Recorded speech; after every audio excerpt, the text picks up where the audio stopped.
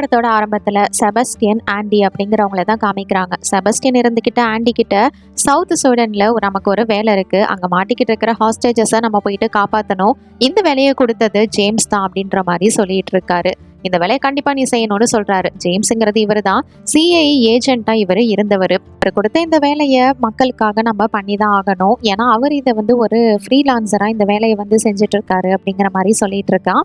ஆனா இந்த விஷயங்கள்ல ஆண்டிக்கு சுத்தமா நம்பிக்கை இல்லை, ஏன்னா அவனை நான் நம்பவே இல்லை, கண்டிப்பா இதெல்லாம் என்னால செய்ய முடியாது அப்படின்னு சொல்லிடுறான். இதை பாரு, ஏன் எடுத்தோடனே இப்படி சொல்ற, சும்மா ஃபர்ஸ்ட் பாரு பேசலாம் அப்படின்னு சொல்லி எப்படியோ கன்வின்ஸ் பண்ணி இவளை கூட்டிட்டு வரான்.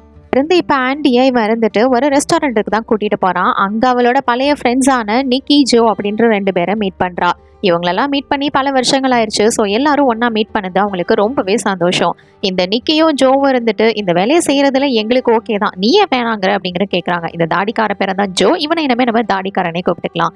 என்ன சொல்றானா, எனக்கு அந்த ஜேம்ஸ் மேல நம்பிக்கை இல்லை, நான் அவனை நம்புறதா இல்லை அப்படின்னு சொல்லிடுறான். அப்ப இவனுங்க தான் இருந்துட்டு, இதை பாரு, நீ போயிட்டு சும்மா ஃபர்ஸ்ட் மீட் பண்ணு, ஒரு மீட்டிங் இருக்கு, அவன் கிட்ட பேசு, என்ன சொல்றான் எது சொல்றான்னு பார்ப்போம், அதுக்கு உனக்கு பிடிச்சிருந்தா நீ ஓகே பண்ணிட்டு வா, இதுல என்ன இருக்கு அப்படின்ற மாதிரி ஓகே பண்றாங்க. சரின்னு இவ்வளவு சரி ஓகே போயிட்டு பார்க்கலாம் அப்படின்னு சொல்லிட்டு இப்போ நம்ம ஆண்டியும் அதுக்கப்புறம் இந்த செபஸ்டியனும் அந்த ஜேம்ஸை மீட் பண்றதுக்காக ஒரு ஹோட்டல்ல உட்காந்து பேசிட்டு இருக்காங்க. இவங்க 2 பேரும் என்ன பண்றாங்க ஏது பண்றானுங்கன்னு இந்த தாடிக்காரனும் அவனோட ஃப்ரெண்டு நிக்கியும் கவனிச்சுக்கிட்டு தான் இருக்கானுங்க. மேபி ஏதாவது தப்பா போனுச்சுன்னா அதனால ஒரு சேஃப்டிக்கு கவனிச்சுட்டு தான் இருக்காங்க. வந்ததுக்கு அப்புறமா இந்த ஜேம்ஸ் இருந்துட்டு எல்லா விஷயங்களையும் எடுத்து சொல்றாரு. இல்லையா, கண்டிப்பா உங்களால தான் செய்ய முடியும், அதனால நீங்க இதை நல்லபடியா செஞ்சு முடிக்கணும் அப்படின்னு சொல்லிட்டு கன்வின்ஸ் பண்றாரு. இவளுக்கு தயக்கமா தான் இருக்குது, இருந்தாலும் ஒத்துக்கிறா. அப்ப இவ ஒரு கேள்வி கேட்கிறா, நீங்க ஏன் சிஐஏல இருந்து வந்தீங்க அப்படின்ற மாதிரி கேட்கிறா. அப்போ இவர் இருந்துட்டு, என் ஒய்ஃபுக்கு கொஞ்சம் உடம்பு சரியில்லை, ஸோ அவங்க கூட நான் கொஞ்சம் டைம் ஸ்பெண்ட் பண்ணணும்னு ஒரு பிரேக் எடுத்தேன், கடைசியில் அவங்க இறந்துட்டாங்க, இதுக்கப்புறம் திருப்பி நான் அதுக்குள்ளே போகிறதுல எனக்கு விருப்பம் இல்லை அப்படின்னு அவர் சொல்கிறாரு. அதே மாதிரி தான் மக்களை காப்பாத்துறதுக்காக என்னால் என்ன பண்ண முடியுமோ அந்த முயற்சிகள் எல்லாம் செஞ்சுக்கிட்டு இருக்கேன் அப்படின்ற மாதிரியும் சொல்கிறாரு. சரி என்னமோ சொல்கிற அப்படின்னு சொல்லிட்டு இப்போ இவங்களோட டீம் மொத்தமாக ஒரு ஹெலிகாப்டரில் அந்த சவுத் சோடன் அப்படின்ற இடத்துக்கு போகிறாங்க.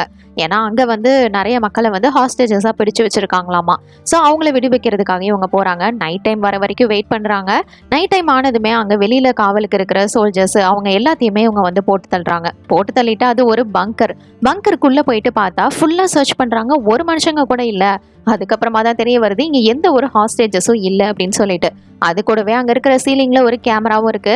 இதை பார்த்ததுமே ஆண்டி கன்ஃபார்ம் பண்றா, இது எல்லாமே ஒரு செட்டப் தான், அவனை நம்ப மாட்டேன்னு சொன்ன கேட்டிங்களா அப்படின்னு சொல்லிக்கிட்டு இருக்க. நொடி பொழுதுல அந்த இடத்துக்கு ஏகப்பட்ட மிலிட்ரி சோல்ஜர்ஸ் இவங்க எல்லாரையும் சரமாரியா சுட்டு தள்ளுறாங்க. பாவீங்களா, உங்களை நம்பி வந்ததுக்கு இப்படியாடா போட்டு தள்ளுவீங்க அப்படின்ற மாதிரி தான் இவனுங்களுக்கு இருக்கும். எல்லாரையும் சுட்டதுக்கு அப்புறமா அந்த இடத்துல அவங்களோட உடம்புல இருந்த ரத்தம்லாம் கூட லீக் ஆக ஆரம்பிக்குது. இதெல்லாம் பார்த்துட்டு சரி இவனுங்க எல்லாம் செத்துட்டானுங்க அப்படின்னு சொல்லிட்டு அவங்க அந்த மிலிட்ரி சோல்ஜர்ஸ் எல்லாரும் திரும்புறாங்க. அந்த திரும்பின பொழுதுல பார்த்தா ஒரு பயங்கரமான ஷாக்கு. இவங்க யாருமே இறந்து போகல, அவங்க எல்லாருக்குமே திருப்பி உயிர் வருது. அவங்க உடம்புல இருக்கிற அந்த புல்லட்ஸ் எல்லாமே வெளியில தானாவே விழுகுது. எல்லாரும் உயிர் மறுபடியும் எந்திரிச்சு நிக்கிறாங்க. தாங்க இவங்களோட ஸ்பெஷாலிட்டியே, இவங்க எல்லாருமே இம்மார்டல்ஸ். இதை கண்டுபிடிக்கிறதுக்காக தான் இந்த ஜேம்ஸ் வேணும்னே இவங்கள ஒரு மிஷனுக்கு அனுப்பி வச்சிருந்திருப்பான். இப்போ இவங்க எல்லாரும் அவங்களோட அந்த ரத்தம் படிஞ்ச ட்ரெஸ்ஸஸ் எல்லாத்தையும் மண்ணில் போட்டு புதைச்சி வச்சுட்டு அங்கே ஒரு ட்ரெயின் வரும், அந்த ட்ரெயின்ல ஏறி போக ஆரம்பிக்கிறாங்க. இவங்க போகும்போது ஆண்டி செம்ம கடுப்பா இருக்கா. அதனால அவ இருந்துட்டு, நான் அந்த ஜேம்ஸை தேடி கொல்லாம விட மாட்டேன், அவனை கொன்னுடுதான் மறுவேலை அப்படின்ற மாதிரி சொல்லிட்டு இருக்கா. அப்படியே கட் பண்ணி ஆப்கானிஸ்தான்ல நைல்ஸ் அப்படிங்கிற இந்த பொண்ணை காமிக்கிறாங்க. இவ ஒரு மிலிட்ரி சோல்ஜர், அமெரிக்கன் ஃபோர்ஸ்ல இருக்கிறா. இப்ப இவளுக்கு அவரோட பாஸ் ஒரு டாஸ்க் கொடுக்குறாரு. பொண்ணுங்க எல்லாத்தையும் ஒருத்தன் ஹாஸ்டேஜா பிடிச்சு வச்சிருக்கானா, போய் என்ன எதுன்னு பாத்துட்டு வா அப்படின்னு சொல்ல, ஸோ அதை செக் பண்றதுக்காக அந்த கிராமத்துக்குள்ள வரா. அங்க இருக்கிற லேடிஸ் எல்லாரும் வெளியில பயந்து போய் நின்றுகிட்டு இருக்காங்க. இந்த மனுஷனை நீங்க எங்கேயாவது பாத்திருக்கீங்களா அப்படின்னு சொல்லிட்டு அவ கேட்க, அங்க இருக்கிற ஒரு வயசான அம்மா அவங்க இருந்துட்டு அவன் இந்த இடத்துலதான் இருக்கான் அப்படிங்கிற மாதிரி சைகை காமிக்க, இவ்வளவு தனியால உள்ள போயிட்டு ஃபர்ஸ்ட் அவனை ஷூட் பண்ணிடுறா. அவனை உயிருக்கு எந்த பிரச்சனையும் இல்லாத விதமா தான் ஷூட் பண்ணிருப்பா. சரி என்னாச்சோ ஏதாச்சோ அப்படின்ட்டு போயிட்டு செக் பண்ணலாம் அப்படின்னு கிட்ட போனா, கிட்ட போய் அவ திரும்பின ஒரு கேப்ல இவன் அவளோட கழுத்துல ஒரு மார்க்க போட்டுறான். அதுவும் கழுத்திலே போட்டதுனால அவ இப்போ உயிருக்கு போராடிக்கிட்டு இருக்கிறா. ஐயோ என்னாச்சும் உனக்கு, நீ எதுவும் என்னை விட்டு போயிடாது அப்படின்னு சொல்லிட்டு அவ ஃப்ரெண்டு காப்பாற்ற முயற்சி பண்றா. இது எல்லாமே நம்ம ஆண்டிக்கு ஒரு கனவு மாதிரி தெரிய வருது. நைலோட கழுத்துல இந்த மாதிரி ஒரு காயம் பட்டது. அதே மாதிரி நைல் இப்ப அவ மெடிக்கல் டென்ட்ல இருந்து எந்திரிக்கிறா. அவளுக்கும் இது மாதிரி ட்ரெயின்ல ஒரு குரூப் வந்துட்டு இருக்காங்க அப்படிங்கிற ஒரு விஷன், அது ஒரு கனவு மாதிரி அவளுக்கும் தெரிய வருது. ஸோ இதை வச்சு இவங்க என்ன கன்ஃபார்ம் பண்றாங்கன்னா, ஸோ நம்மள மாதிரி ஒரு இம்மார்டல் இன்னொருத்தி இருக்கா அப்படின்ற மாதிரி இவங்க கன்ஃபார்ம் பண்றாங்க. இதை தெரிஞ்சுக்கிட்டு ஆண்டி கோவம் தான் படுறா. நம்ம எல்லாரும் இந்த மனுஷங்க கண்ணிலலாம் படாம பயந்து பயந்து ஒளிஞ்சிருக்க வேண்டியதா இருக்கு. இதுல இப்ப இன்னொருத்தி வேறையா? இப்ப எப்படியாவது நம்ம அவனை கண்டுபிடிச்சு ஜேம்ஸை கொல்றதுக்கு பாப்போமா, இது என்ன பண்றது அப்படின்னு கத்திக்கிட்டு இருக்க. அப்ப இவனுக்கு தான் இருந்துட்டு அப்படிலாம் இல்ல, நம்மள இன்னொருத்தையும் இருக்கா, நம்ம அவளை கண்டுபிடிச்சு நம்ம கூட வந்து சேர்த்துக்கணும், அதுதான் அவளுக்கும் சேஃப் அப்படின்ற மாதிரி சொல்றாங்க. இதை கேட்டுட்டு ஆண்டியும் இருந்துட்டு அப்படின்னா நான் போய் அவளை கூட்டிட்டு வரேன், நீங்க எல்லாரும் பாரிஸ்க்கு போங்க, அவனை வந்து ட்ராக் பண்ணிக்கிட்டே இருங்க, அவனை விட்டுறாதீங்க அப்படின்னு சொல்லி அனுப்புறா. இந்த நைல்ஸ் அப்படிங்கிற வரிமண்டக்காரி இவ கண்ணு முழிச்சு பார்க்கும்போது பார்த்தா அவளோட ஃப்ரெண்ட்ஸ் எல்லாருமே ஷாக்கிங்கா பார்த்துட்டு இருக்காங்க. என்னங்கடா என்னையவே எக்ஸிபிஷன் மாதிரி பாக்குறீங்க அப்படின்னு பார்த்தா இவ கழுத்துல அடிபட்டிருக்கும்ல, அதுக்கான ஒரு சின்ன தழும்பு கூட அவளோட கழுத்துல இல்ல, அது எல்லாமே மாயமாயிடுச்சு. அவளுக்கே ஒன்றும் புரியல. இவளோட பெரிய அஃபிஷியல் அந்த சார் வந்துட்டு இது மாதிரி உன்னை வந்து இன்னும் டெஸ்ட் பண்ணணும், அதனால நீ வந்து இங்கிலாந்துக்கு போக வேண்டியிருக்கும் அப்படிங்கிற மாதிரி சொல்றாரு. ஓ சரி ஓகே சார் அப்படின்னு சொல்லிட்டு அவளும் வந்து அவளோட டென்ட்டுக்குள்ள வந்து பார்த்தா இவளோட ஃப்ரெண்ட்ஸ் எல்லாரும் ஏற்கனவே அவளோட ட்ரெஸ் எல்லாத்தையுமே வந்து பேக் பண்ணி வச்சுட்டாங்க. ஏன்னா இது மாதிரி அடிபட்டு எப்படா ஒரு தழும்பு கூட இல்லாம இருக்கும்னு அவன் மேல சந்தேகம் தான் வருது எல்லாத்துக்கும். கட் பண்ணி லண்டன்ல நடக்கக்கூடிய ஒரு மீட்டிங்கை தான் காமிச்சிட்டு இருக்காங்க. இவனோட பேரு தான் ஸ்டீவ். இவனை நம்ம வெள்ளக்காரன்னு வச்சுக்கலாம். இப்போ ஒரு பிரசன்டேஷன் பண்ணிட்டு இருக்கான். எதை பத்தி அப்படின்னா டோனஸ் பத்தி தான். இப்போ நம்ம செல்லை வச்சு நிறைய ரிசர்ச் பண்ண வேண்டியது இருக்கு. அந்த மாதிரி ரிசர்ச் பண்ணி எங்க கிட்ட இருக்கிற டெக்னாலஜியை வச்சு மனுஷங்களுக்கு வருங்காலத்துல நோயே வராம தடுக்க முடியும், இதனால மனுஷங்களோட வாழ்வாதாரமும் ரொம்பவே முன்னேறும் அப்படின்ற மாதிரி இவன் சொல்லிட்டு இருக்கான். இதுக்கு நமக்கு தேவையானது நிறைய இன்வெஸ்ட்மெண்ட் தான் அப்படின்னு அவளோட மீட்டிங்கை முடிச்சுட்டு நேரா ஜேம்ஸை தான் மீட் பண்றான். ஜேம்ஸும் இதுக்கு முன்னாடி அந்த ஆண்டியோ அவளோட மெம்பர்ஸையும் வந்து ரெக்கார்ட் பண்ணி வச்சிருப்பாங்க ஒரு வீடியோ, அந்த வீடியோவை இவங்களுக்கு வந்து காமிச்சிட்டு இருக்கிறான். இவங்க எல்லாரையும் சுட்டு கொன்னதுக்கு அப்புறமாவும் அவங்க எல்லாம் திருப்பி உயிரோட வந்திருக்காங்க, இந்த ஆதாரம் பார்த்தாதா அப்படின்னு கேட்க, ஆனா இவன் ஸ்டீவ் இருந்துட்டு அதெல்லாம் பத்தாது, இதெல்லாம் நம்ம மக்களுக்கு போட்டு காமிச்சோன்னா எடிட் பண்ணியிருக்கோம்னு சொல்லிடுவாங்க, அதனால எனக்கு இன்னும் நிறைய ஸ்ட்ராங்கான எவிடன்ஸ் வேணும், அவங்கள முதல்ல உயிரோட பிடிக்கிறதுக்கு பாரு அப்படிங்கிற மாதிரி இந்த ஸ்டீவ் சொல்றான். இந்த ஜேம்ஸ்கே இவன் தான் லீடர் போல இருக்கு, இந்த பைபிள தான் இந்த மாதிரி எல்லாத்தையும் பண்ண சொல்லி இருந்திருக்கு. இப்போ நம்ம ஜேம்ஸோட வேலை இவங்க எல்லாத்தையும் உயிரோட பிடிச்சிட்டு வர்றது. இப்போ அப்படியே கட் பண்ணி இந்த நைல்ஸ் அப்படிங்கிற இந்த வரிமண்டையை தான் காமிக்கிறாங்க. இவ அப்படியே சோகத்துல வேனுக்காக வெயிட் பண்ணிட்டு இருக்க. அந்த நேரத்துல கரெக்டா ஆண்டி அங்க வந்துடுறா. இவளை வந்து தலையில ஒரே போடுதான், அந்த இடத்துல மயக்கமாகவும் இவளை தூக்கி போட்டு அவ போயிட்டு இருக்கிறா. இவ வந்து கண்ணு முழிச்சு பார்க்கும்போது ஒரு மிலிட்ரியோட ட்ரங்க்ல தான் வந்து போய்கிட்டு இருக்காங்க. இவ தான் வந்து ஓட்டிட்டு இருக்கிறா.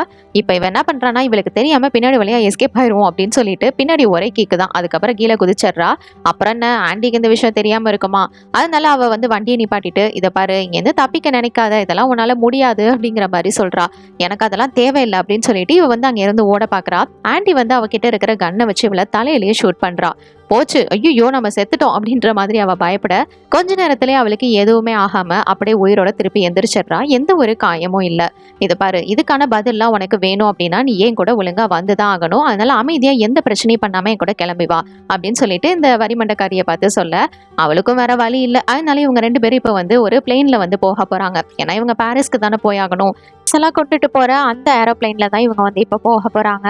இவ இதுல ஏறினதுக்கு அப்புறமா ஒன்னும் புரியாம அப்படியே உட்காந்துட்டு இருக்க. உனக்கான பதில் எல்லாமே நம்ம பாரிஸ்க்கு போனதுக்கு அப்புறமா கிடைக்கும், அதனால எதையும் போட்டு குழப்பிக்காத புரியுதா அப்படின்னு சொல்லிட்டு ஆண்டி வந்து கொஞ்ச நேரம் ரெஸ்ட் எடுக்கிறா.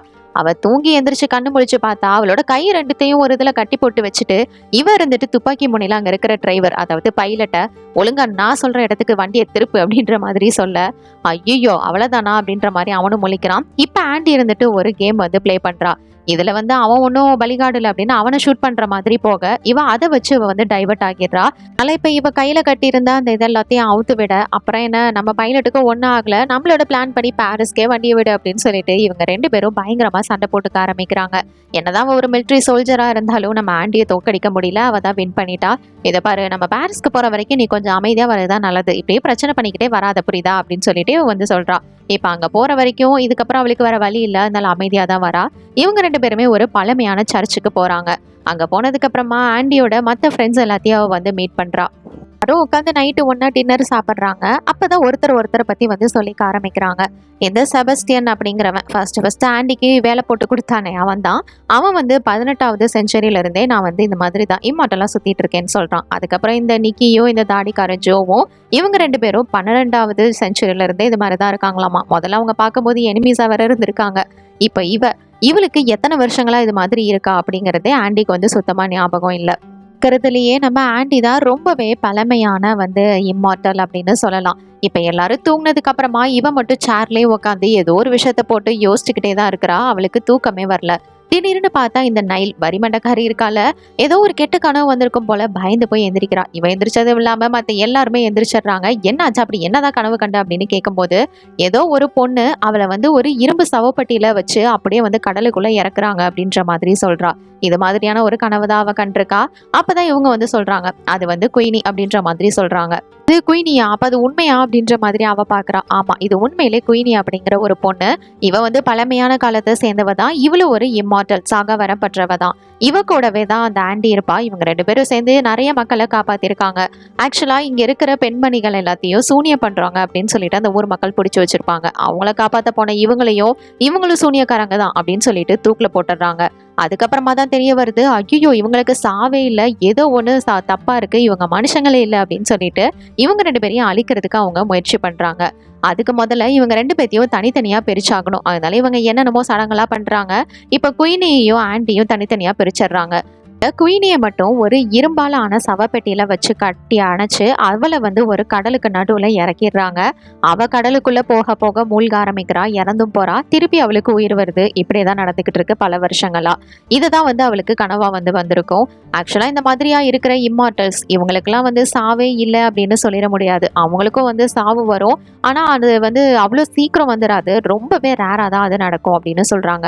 அதை வந்து நம்ம எப்படி தெரிஞ்சுக்கலாம் அப்படின்னா, நம்ம உடம்புல ஏற்படுற காயங்கள் அது எல்லாமே ஆறாம அப்படியே இருக்க ஆரம்பிக்கும். அதெல்லாம் நமக்கு வந்து இப்ப சீக்கிரமாவே ஆறிடுதுல, அப்படி ஆறாம இருக்கும்போது நம்ம வந்து சாக போறோம் அப்படிங்கிறத நம்ம வந்து தெரிஞ்சுக்கலாம் அப்படின்ற மாதிரி சொல்றாங்க.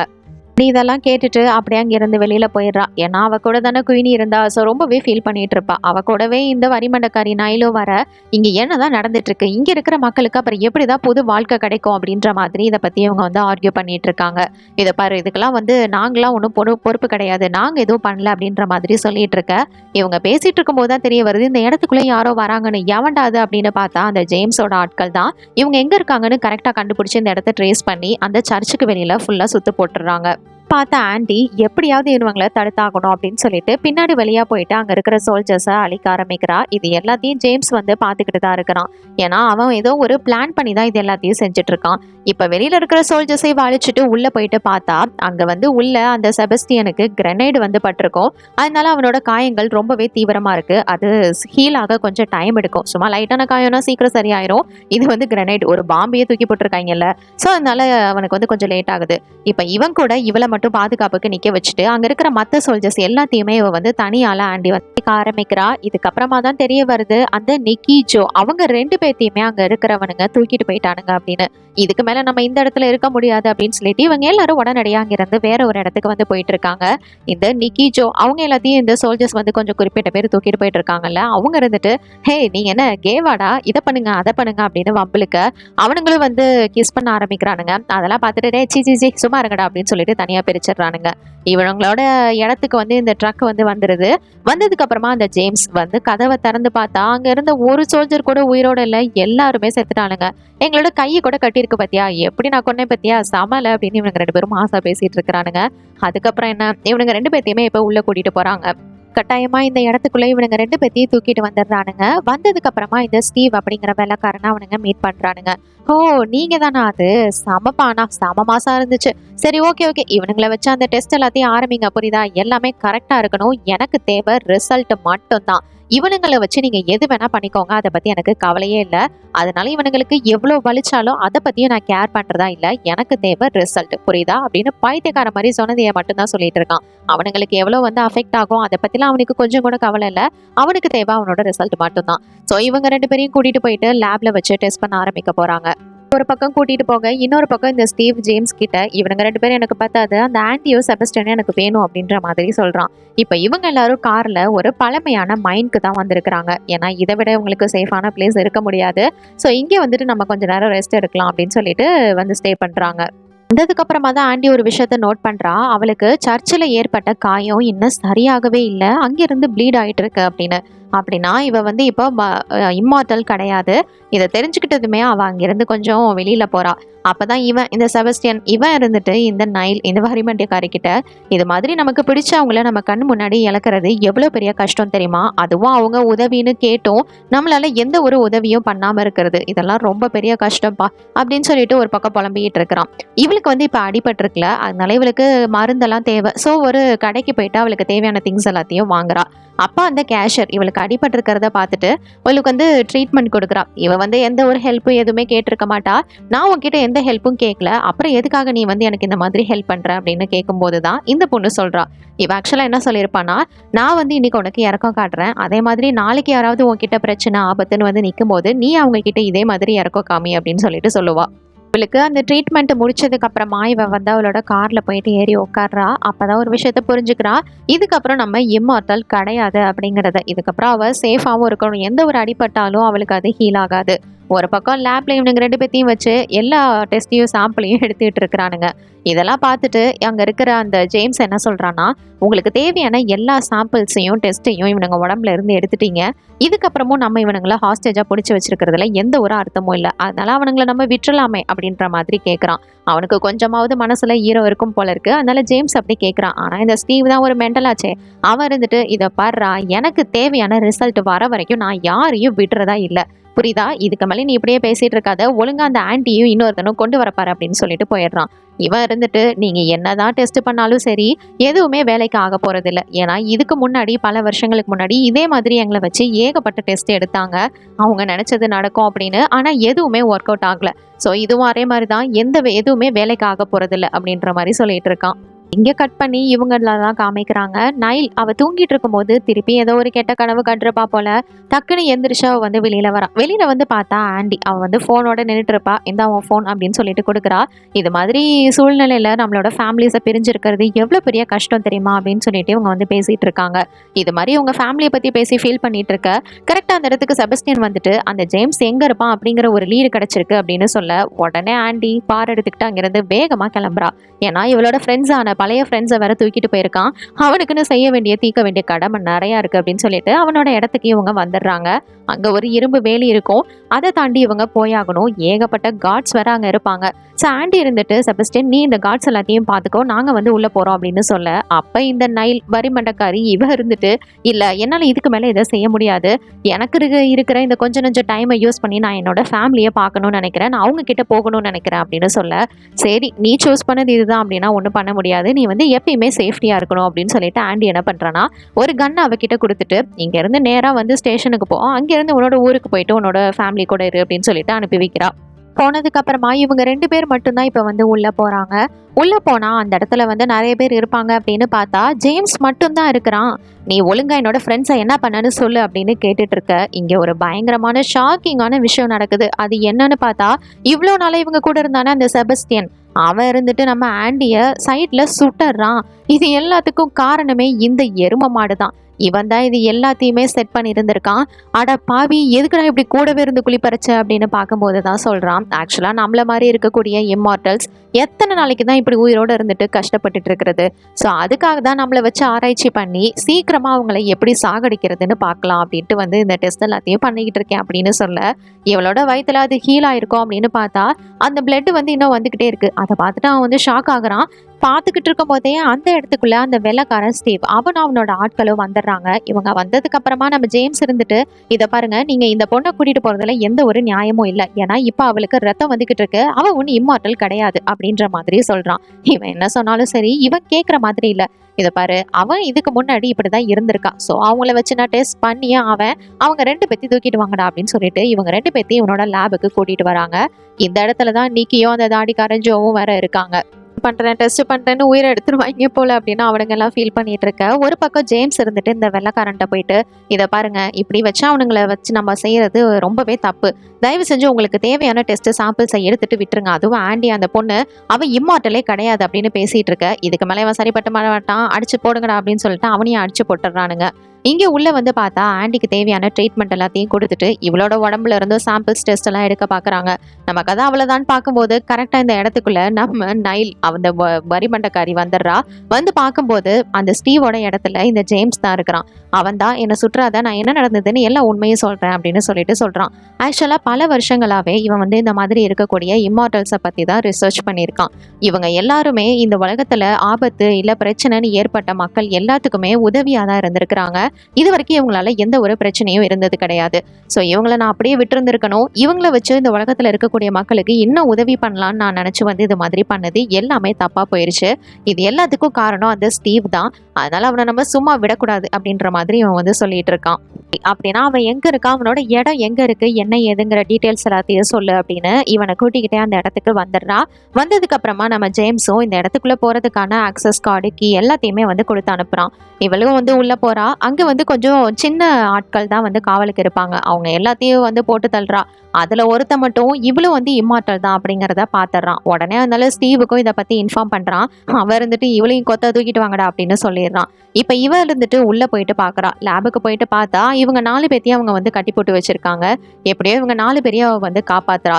இவனுங்களுக்கு 2 பேத்துக்கும் செம கடுப்பாகுது. ஏன்னா இப்ப நம்ம இந்த மாதிரி நிலைமையில இருக்கோம் அப்படின்னா அதுக்கு காரணம் அந்த செபஸ்டியன் தான். அவனை சும்மா விடக்கூடாதுன்னு சொல்ல, இதை பாருங்க, இப்ப நம்ம இதை பத்தி பேசுறதுக்கோ சண்டை போடுறதுக்கோ டைம் இல்லை. என்னால இதுக்கு மேல கண்டிப்பா முடியாது. இதோட நம்ம நிறுத்திக்கலாம் அப்படின்னு சொல்றா. அப்ப நம்ம நைல் அவதான் இருந்துட்டு, இதை பாருங்க, நமக்கு தேவையான விஷயம் நம்மளோட உயிரை காப்பாத்திக்கிறதுக்காகவாவது நல்ல விஷயத்துக்காகவாவது நம்ம சண்டை போட்டுதான் ஆகணும் அப்படின்ற மாதிரி சொல்ல, சரி வாங்க அப்புறம் வேற என்ன பண்றது, டீமா போயிட்டு இறங்குவோம் களத்துல அப்படின்னு சொல்லிட்டு இவங்க எல்லாரும் டீமா வெளில வராங்க. ஸ்டீவோட இடம் முதல்ல ஸ்டீவை கண்டுபிடிச்சு போட்டு தள்ளணும். அது கூடவே இங்க நிறைய செக்யூரிட்டிஸ் இருப்பாங்க. ஆண்டிக்கு எந்த பிரச்சனையும் ஆகாமலும் இவங்க காப்பாத்தி ஆகணும். ஏன்னா அவளுக்கு ஏதாவது ஆனிச்சுன்னா அவ இந்த இடத்துலயே உயிரை வந்து விட்டுருவா. ஸோ எப்படியோ அவளை வந்து கரெக்டா வந்து பிளாக் பண்ணி எல்லாரும் சேவ் பண்றாங்க. அவ வந்து இம்மார்டலா இல்லைன்னா கூட எல்லாத்தையும் பயங்கரமா அடிச்சு துவம்சம் பண்றா. இவனுங்களுக்கு மெயினா அந்த ஸ்டீவை வந்து பிடிச்சாகணும். அங்க இருக்கிற ஒரு சொட்டை மட்டும் என்ன பிடிச்சிட்டே அவன் எங்கடா போறான் அப்படின்னு கேட்க, அவன் வந்து பேஸ்மெண்ட்டுக்கு போயிட்டு இருக்கிறது தெரிய வருது. ஸோ நிக்கி அவனோட ஃப்ரெண்டு தாடிக்காரன் ஜோ அவங்க 2 பேரும் நாங்க போயிட்டு அவனை பாத்துக்கிறோம் அப்படின்னு கீழே போறாங்க அங்க இருக்கிற வெப்பன் எடுத்துக்கிட்டு. ஆனா இது எல்லாமே இவங்களை ட்ரிக் பண்றதுக்காக தான்.